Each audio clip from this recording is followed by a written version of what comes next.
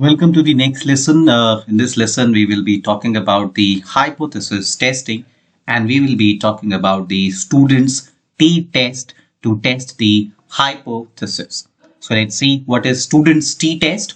Before we study students' t-test, let's see what are the steps involved in the procedure for testing of the hypothesis. So we have 6 steps to test the hypothesis. Step number 1, we set up the null hypothesis, that is the statement which will be either accepted or it will be rejected.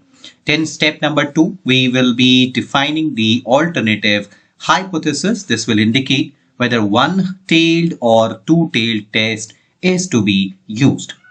Then the next step is choosing the appropriate level of significance.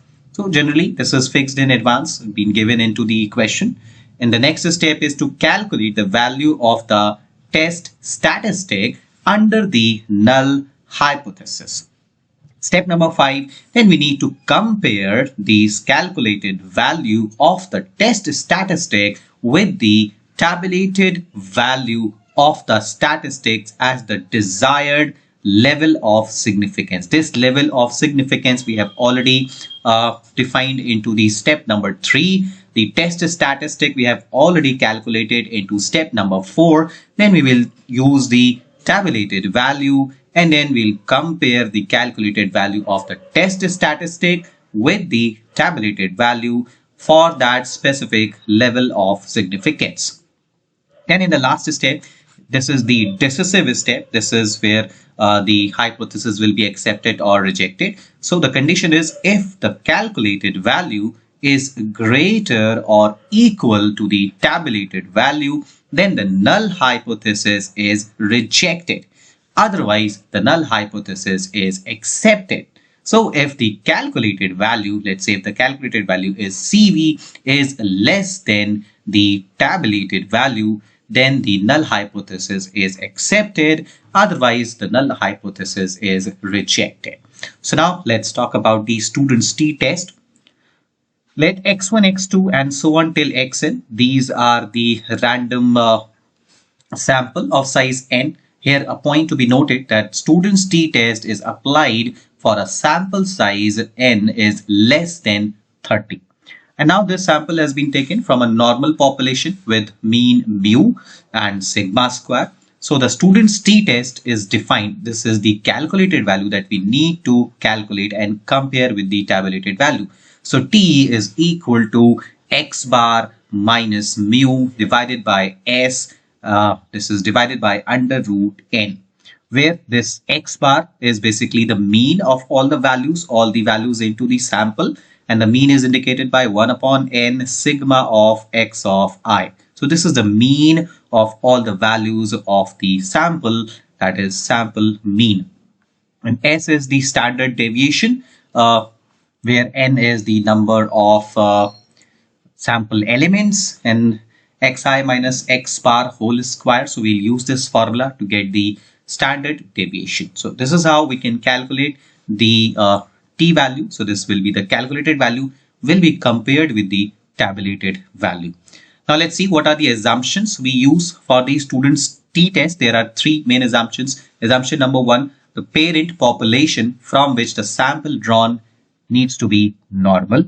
Assumption number 2, the population standard deviation is unknown. So this has to be unknown. And the assumption number 3, that the sample size is less than 30. So students' t-test is applied when the sample size is small and this is less than 30. Now let's see how we can test.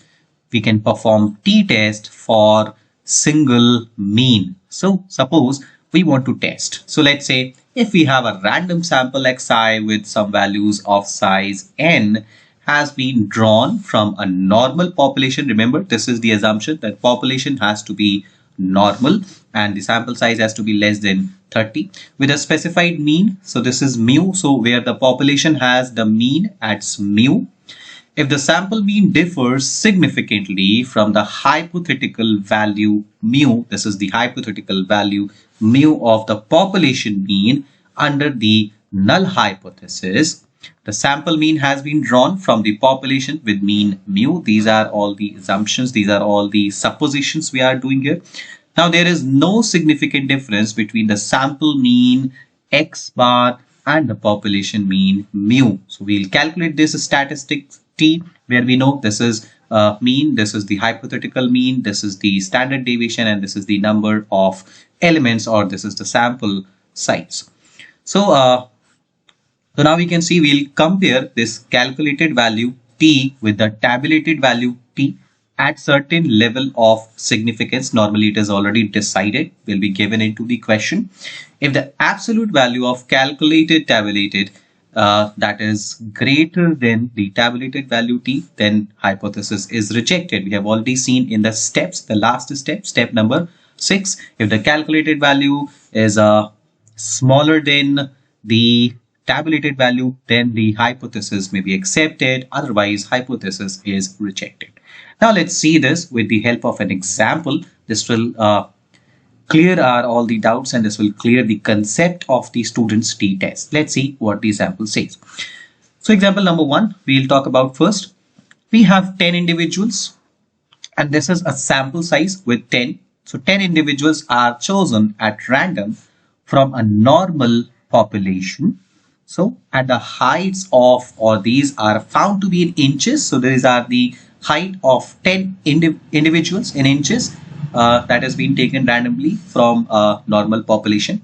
We need to test if the sample, this taken sample of 10 individuals, we need to test if this sample belongs to the population whose mean height is 66. So this is the hypothetical mean. So this is the mean height is 66 inches given. So this is the text of significance has been this is the level of significance has been given at 5%. This is 2.26. This is the tabulated value normally given in the question, and degree of freedom is 9 here.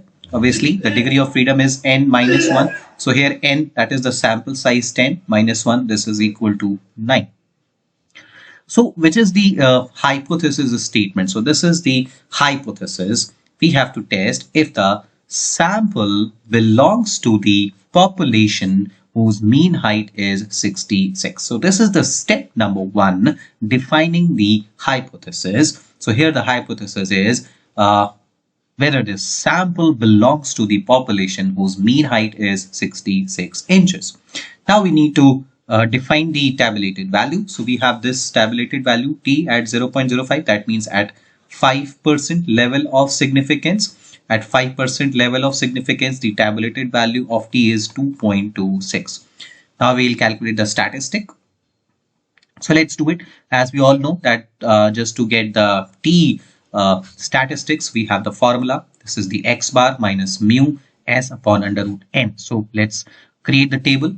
So this is the table where you can see that we have values, x values. So this is, these are all the individuals' height in inches, and this is the x bar. So we can calculate the x bar first. Just to get the x bar first, we need to get the sigma of xi. That's the sum of all these individuals, come to be 678.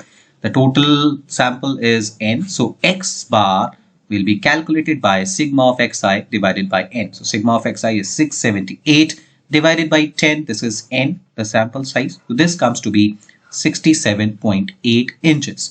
Now using this x bar, we'll calculate this column xi minus x bar.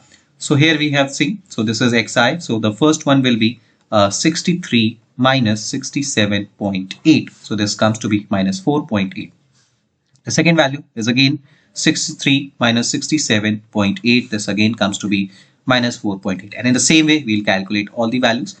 The next column is the square of this previous column. This is xi minus x bar square. So minus 4.8 into minus 4.8 comes to be 23.04. So this is minus 4.8 into minus 4.8 comes to be 23.04. So in this way we'll calculate this column, and then we'll get the summation of this column. That comes to be 81.6. Now we need to get this S, capital S, standard deviation. We need to calculate. The formula for this S is under root 1 upon n minus 1. sum of xi minus x bar square. So we have just calculated this sum of xi minus x bar whole square. We know the value of n, that is 10. So this is 1 upon 9 multiplied by 81.6. So this is, we have taken from here 81.6. So now just by substituting, we have got the value 3.011. This is the value of S.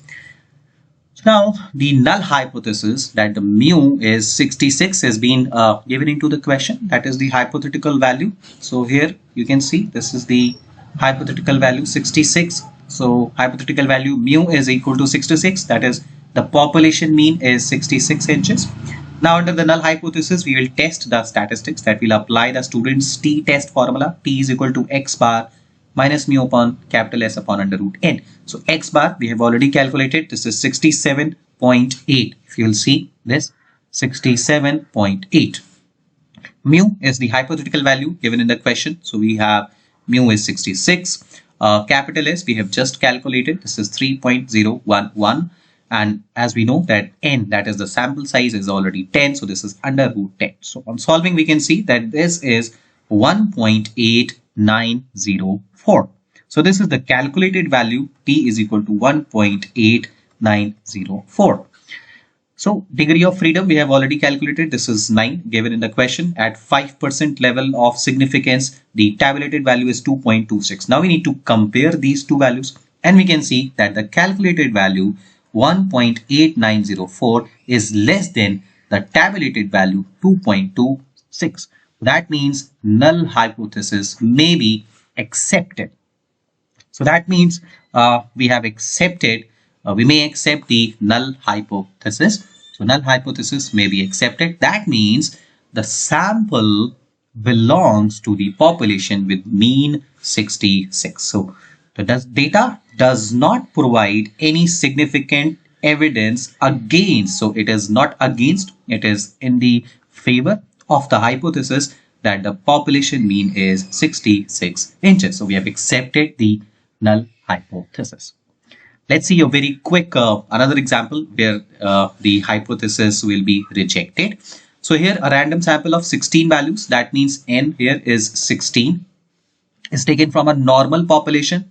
The population has to be normal with a mean of 41.5. With a mean of 41.5 means here x bar is given 41.5 inches, and the sum of the squares of the deviations from the mean is equal to 135. So that means sigma of xi minus x bar square is also given, and this is 135.